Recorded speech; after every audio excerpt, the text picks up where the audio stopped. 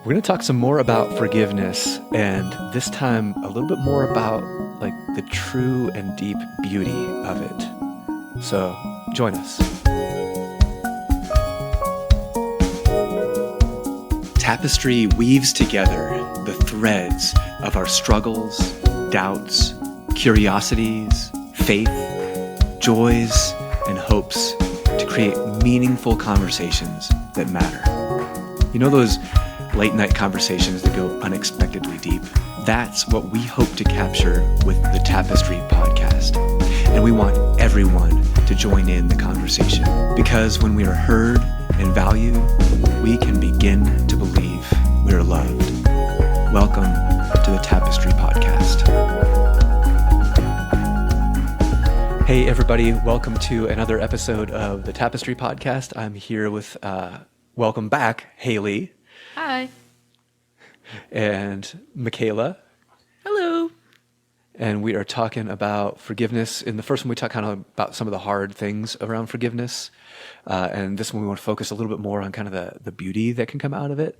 And I know I've done this in my own life, and maybe you have too, listener, or Haleigh or Mikayla, like said, like, I could never forgive this person or what they did. And there's a guy named Rob Bell. He's a pastor or former pastor. And one of his sermons, he talked about this years ago. And I remember being so struck by it. He talked about this idea of like really? So like, you'll never, the chasm between you and this person is so wide. It can never be, nothing can do it. Even on your deathbed, or like, if you live 1,000 years, you would never, ever forgive that person. And it's like, well, maybe not never. Like, do you really believe that, like, in this case, he was talking about, like, God, the God that we talk about connected to Jesus, like, that God could not bring forgiveness into your heart? The God who, like, creates universes couldn't help you to forgive? It's like, well, maybe not never. And then he kind of said, well, if not never, then why not now? Right? Like, if one day you could forgive, what better day than now? And that's not exactly how he put it, but that's how I'm putting it today. And so I think we talked about it a little bit in the previous episode about kind of the release and the grace and the freedom that comes in it, comes through forgiveness. But I would love to just talk a little bit more about it. So maybe what are some either stories or experiences you've had of the beauty of forgiveness in your own lives? You want to take this one, Mikayla? Sure. Well, I mean, there's been lots of small little moments of forgiveness that have really meant a lot to me. When other people forgive me for small faults I might have or things that I do wrong, and they say, it's okay, it was a mistake, I forgive you. But another one that I think of was my recent relationship. We dated for about 9-10 months. I found out some things. He cheated. Anyway, I found out some things that were really, really hard for me to forgive. And it took me, I said the same thing of, I will never forgive him for the things that he did to me. I will never forgive him for what he put me through. But all of the emotional turmoil that it was causing me on a day-to-day basis, to have all of those thoughts of anger, frustration, sadness, like grief, all of that for like fluctuating through my body on a day-to-day basis just wasn't healthy. So eventually, I think roughly a year after we broke up or something, I was talking to God. I said, I forgive him for everything. I forgive him. I don't want anything else to do with him, but I forgive him for the actions that he did on me. And then funny enough, he reached out to me probably like a week or so after that and said, hey, but through that forgiveness, I chose to not respond out of anger. I chose to say, I know who you are as a person. I know who I am as a person. And I think it's better if I don't speak to you again. I didn't say anything to him. I never responded because I in that moment, it felt like that was the right choice to make because of who we were as people. It just would have led to another clash, another conflict. I probably would have demanded an apology because that's what I felt like I was owed at that time before I forgave him. But the best apology I can give is to myself for holding that anger for so long because it wasn't necessary. I needed to forgive myself for not seeing these things in that relationship too.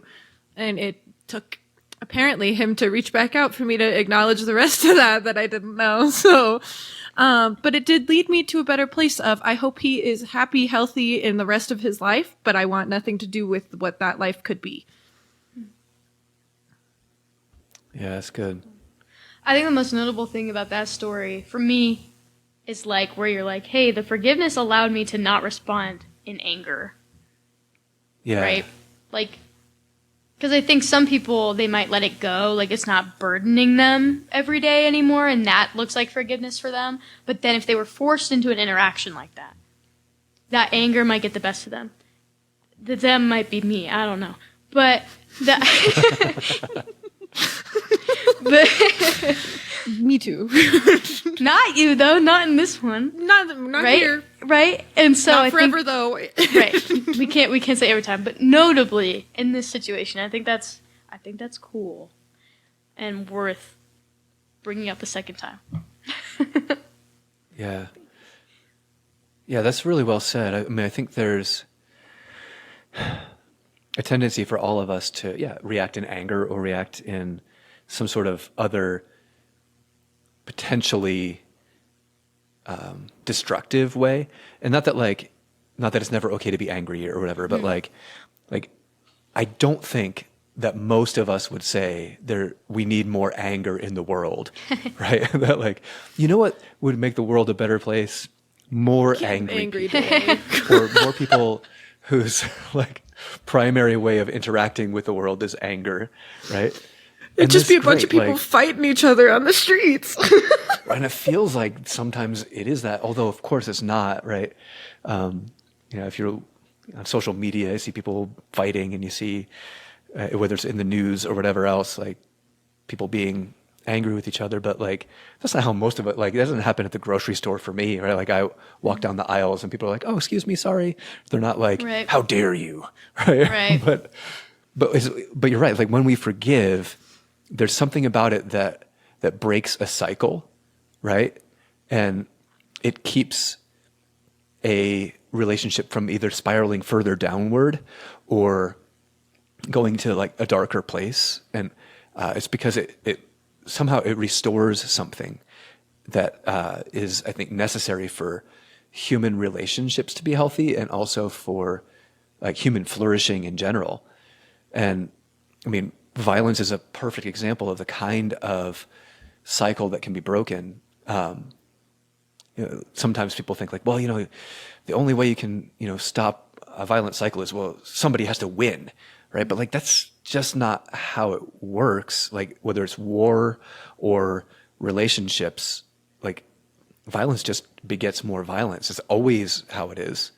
When one country attacks another, even if one country ends up like quote unquote winning, then you have a generation of those who lost, who then rise up and end up attacking the winners at some point, right? Like the only thing that stops a cycle is forgiveness. And when it happens, it's truly beautiful. And I hadn't planned this one, but I remember this story from a few years ago. I don't know if you guys remember, there was a school shooting in Pennsylvania in Amish country. A man shot up like a one-room schoolhouse, an Amish school, and just devastating. Nickel, I'm gonna mess up the name. Just devastating, right? And the Amish community, the man who did the shooting was not Amish, and the Amish community, almost instantaneously, but very, very, very immediately, forgave the man's family. The man died, I forget whether it was by suicide or in a confrontation with the police, but the perpetrator didn't survive, but the community surrounded his parents and forgave. And it created this kind of beautiful relationship of caring, such that the mother of the shooter helps care for one of the victims who is wheelchair bound now. Like, can you imagine if the forgiveness hadn't happened? Like, then it would have created distance and more pain rather than healing and hope and help, which I think is one of the beautiful things about forgiveness, how it can heal a community and a family. That reminds me of something really similar, and it just triggered the memory, was my youth group in 2015 went to Youth 2015, which, for listeners who don't know, is United Methodist, not a festival, a conference for youth. We're doing really important work there, and really important conference work. But one of the cool things that we do have access to is different voices that we wouldn't hear at our church. So pastors from around the country would then preach to us. I think every day we'd go to the ending ceremony or whatever. And this was shortly after, and it's horrible that we can't remember names of shootings, right? Because so many of them happen. But it was a black church, and it was the white guy with the bowl cut. I see his face. And he... In South Carolina. Yeah, thank you. Yeah. And the woman who was preaching, and this is shortly after, I mean within weeks, month at most, I'm pretty sure, of this conference. This pastor, either her friends attended that church or her family or a very close, 1 degree of separation away, okay? And she's here preaching about forgiveness weeks later. And she says to all these impressionable high schoolers, she says, I forgive him. About this dude who, killed people she cared about. Yeah. Out of nothing but hatred. Yeah. And, and I hate that I don't remember her name either. Yeah. But it's... She forgives you. Forgive yourself for that. I forgive myself for that. Hate was a really strong word in that situation, guys. Forgive me. But it was so... I think more instrumental to who I am today than I realized at the time, of how powerful that is to a person, right? She believed in the power of forgiveness so heavily, that weeks later she could forgive that kind of act. Not that that is demanded of us that quickly, or that healing happened that quickly, or that grief was done that quickly, but this idea that she was I'm not going to give him any more of my pain. Yeah. I'm not going to contribute any more of that to him. All of this energy now goes towards healing and working through the grief instead of anger at the person. And I'm sure that came and went, as grief always does. And as anger always does. But this idea that, the forefront of that process was letting that burden of anger, of responsibility go. Yeah, because the hatred that prompted that act to begin with could have bred hatred in her. The people against whom the act was perpetrated, right? She could easily have held hatred in her heart, right? And that's another thing, right? More anger in the world, no thank you. More hatred in your heart, I don't think anybody wants to live with more hatred in their heart, right? Right. Well, here, what's the main thing you can do to prevent that? Forgiveness, right? Not easy, but this is spawning a question that I don't think I am smart enough to answer. But in terms of you're talking about cycles, right? What if we look at cycles of violence, right? In America, that's a lot of school shootings, right? Hate crimes, etc. We have very deep racist history, and that adds up, right? But what if we look at, and we're gonna deal with, we're always dealing with the consequences of that, but it's gonna overflow more, I'm sure. as we move forward. But if we look at somewhere else, so if we look at like Palestine and Israel right now, that is generations on generations on generations of violence. Yep. It's a perfect and example. I don't think I can say the way out of this is forgiveness. That doesn't seem like something that I could say. Because when you're trying to wipe out a whole people, maybe the way out isn't more violence. And maybe, hold on, I'm an auditory processor, which means I just talk through myself. But I don't know. I think that's a hard thing for me to commit to, right? Yeah. The way out is to forgive. Like, that seems like almost like a cop-out in that situation a little bit, right? Yeah, maybe cop-out's too cheap, but like, yeah, something like that. I don't know if it's too cheap. I mean, I think that's exactly what we talked about earlier, where it's like, yeah, but they don't deserve it.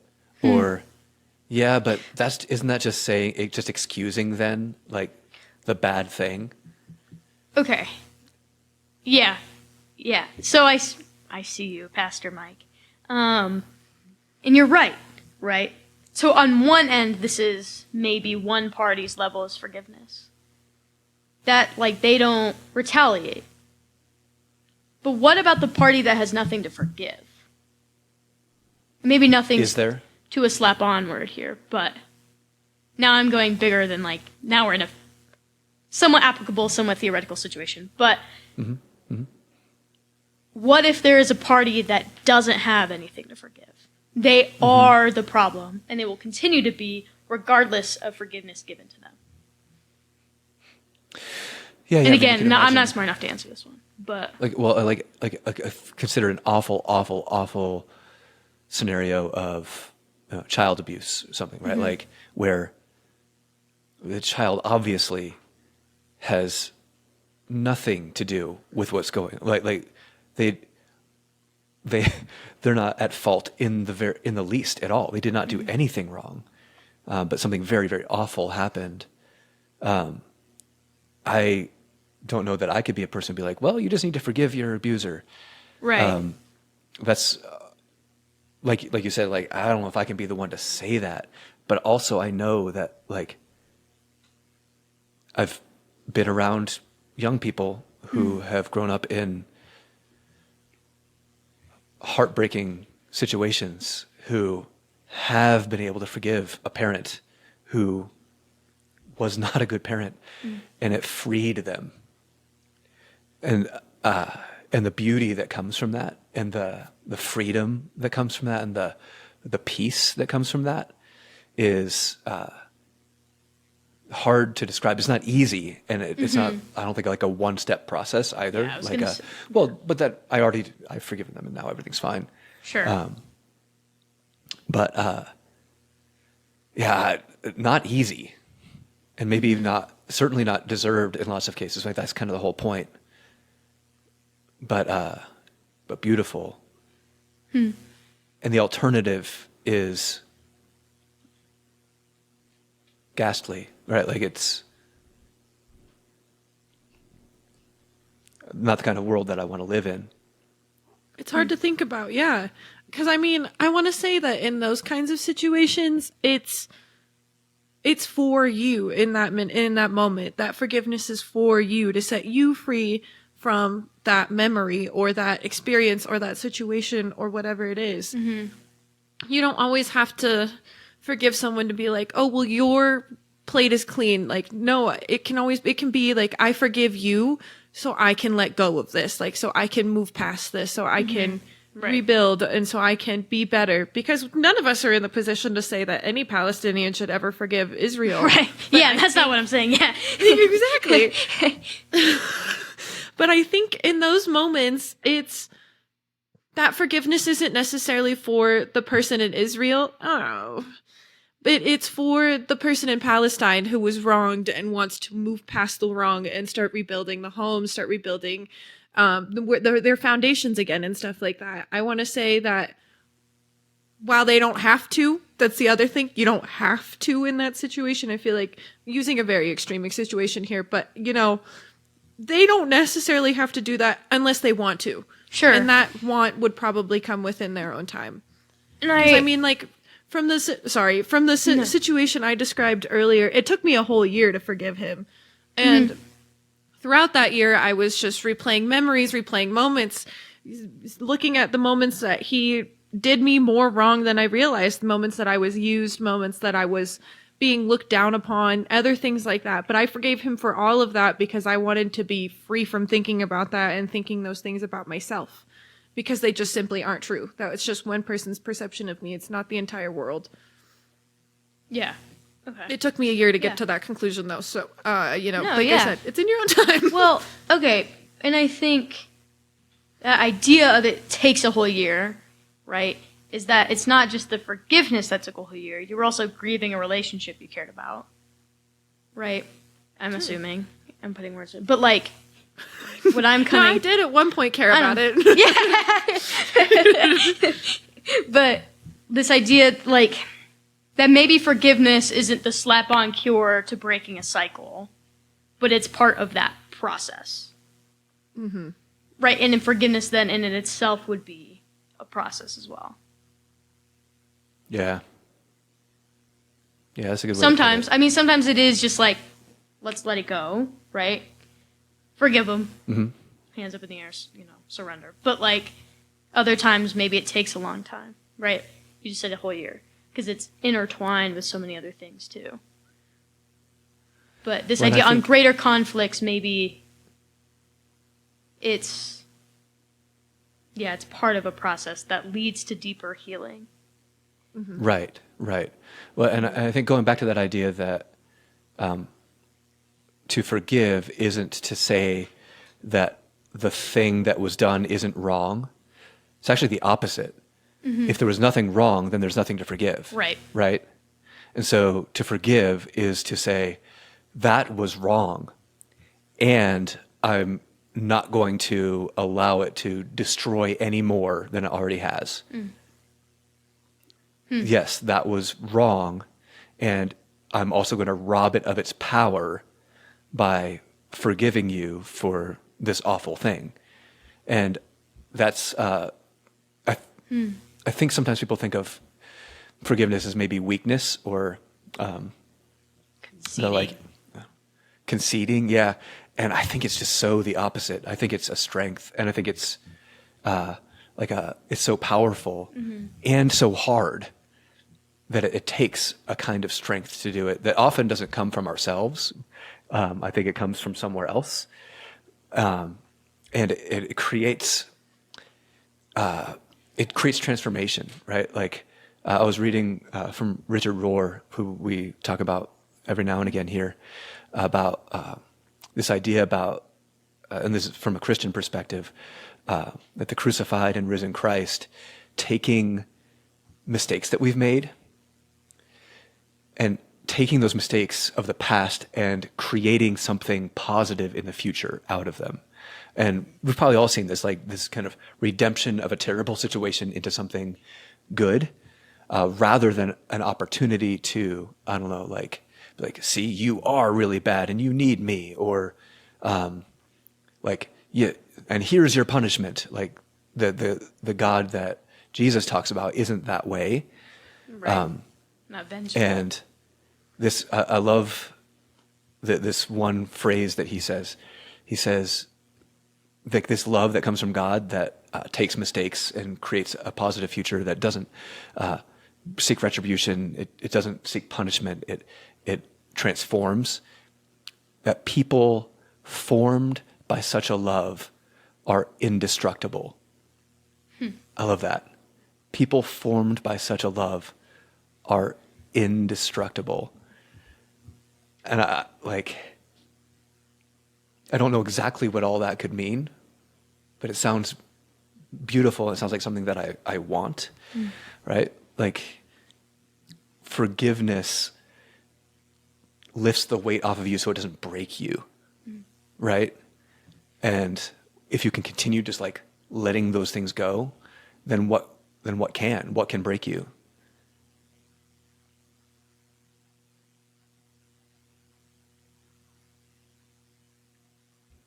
I'll take by Word. your stunned silence that Yeah. That was, I'm Word. just, yeah, that one's just feeding through the brain. Like, well, and I also think that that our God and Jesus specifically did that prematurely. I mean, he even says it in the Bible in Luke, it's verse 23-34, where Jesus is on the cross. He's being crucified currently. yeah. And he says, Father, forgive them, for they do not know what they are doing. He did it for us prematurely. It's because we didn't know what we were doing. And sometimes people in sin don't necessarily know what they're doing is a sin until they go and think about it afterwards. And they say, Yeah. oh, I didn't know what I was doing. It's kind of like, it's within that same breath of like, they didn't know the treachery that they were creating, and the future treachery that we would create was already forgiven by such a loving It's God. like a preemptive, almost like before you even have a chance to do the thing, I'm going to forgive you, which Yeah. is like a wild idea. Yeah, and I guess not that I want to cut off the conversation, but we're kind of coming to our time. There's this other quote that I came across by Melissa Florer-Bixler, and she says, we are asked to choose which world we want to live in. A world of retributive justice, where everything's about retribution, or a world of forgiveness, that we can't operate in both orders. And like going back to like we talked about maybe the previous episode, like everybody loves a revenge story, like John Wick or whatever, right? But I don't want to actually live in one. You know, I don't want to live in that world. And so I choose to forgive because I want to live in the kind of world where I can be forgiven. I agree, because what we said, and the words we've been using always reminds me, it sounds so stupid, but of Star Wars when Yoda said, anger, what is it? Fear leads to anger leads to hate, and hate leads to suffering. But I think if you threw forgiveness somewhere within that cycle, there wouldn't have been a Sith, because they would have forgiven whoever wronged them or whatever emotion they were feeling. So I feel like, in essence, what Yoda was getting at is if you choose that path and continue to follow down that path, you are going to create that world that you don't want to live in. But if you choose to forgive and move on and be compassionate and be kind to people, then you can create the world that you want to live in, which is obviously a world where the hero wins. Everybody loves those stories. And Mikayla's the one that brought us to Star Wars this time. Well, okay, here's the Yes. thing. I could do a good Star Wars debate on that, but I like that point that she made, so we're different going to leave it. podcast. We can just go back and forth on that. We can leave it at that. Yeah. Well, do you guys have any final thoughts as we kind of wrap up this series on forgiveness? Forgive yourselves, viewer and listener and whoever. Forgive yourself for something today. You'll feel a little lighter in here. That's all. Yep. I like that. Well, thanks for coming along on this one, and we will see you next time, everybody. Bye. Bye-bye. The Tapestry Podcast is produced by Stephen Bailey. Original music was scored by Taylor Martin. Various friends host this podcast along with me, Mike Orr. Special thanks to Lauren Richmond Jr. and Resonate Media. You can learn more about Tapestry and join the conversation on our Discord channel at tapestrytalk.org. Thanks for joining us.